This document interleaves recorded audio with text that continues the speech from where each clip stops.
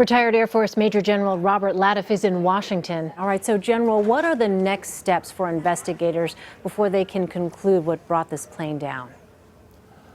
Well, I think the next step clearly would be to get our hands on the debris, on the pieces that we can piece together to determine whether or not there was in fact an explosion.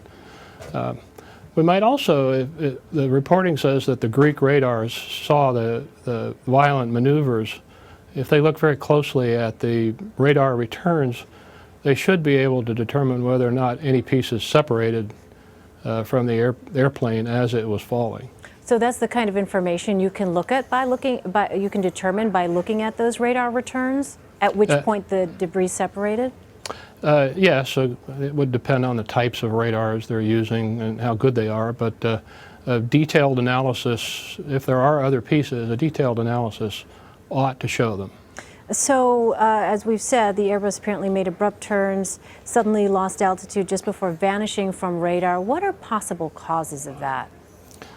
Again, for me it would be only speculation, but that would be consistent with the loss of a control surface or perhaps even a wing.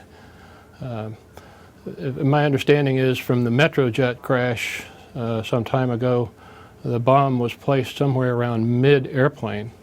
If that were true in this case, it would probably involve the wing and maybe even the fuel tanks, which would explain the reported explosion they saw. And of course, if a wing came off, you would lose all kind of lift and it would just drop very quickly. Given what we know about this flight, what terror groups are intelligence analysts, do you think, looking at right now? Well, my guess is they're looking at all of them, but clearly they would focus on ISIS. My understanding was the plane was also in Tunisia and Egypt, so you would probably look at the local terror groups that are operating in both of those countries as well. All right. Major General Robert Latiff in Washington for us. Thank you so much, General. Thank you.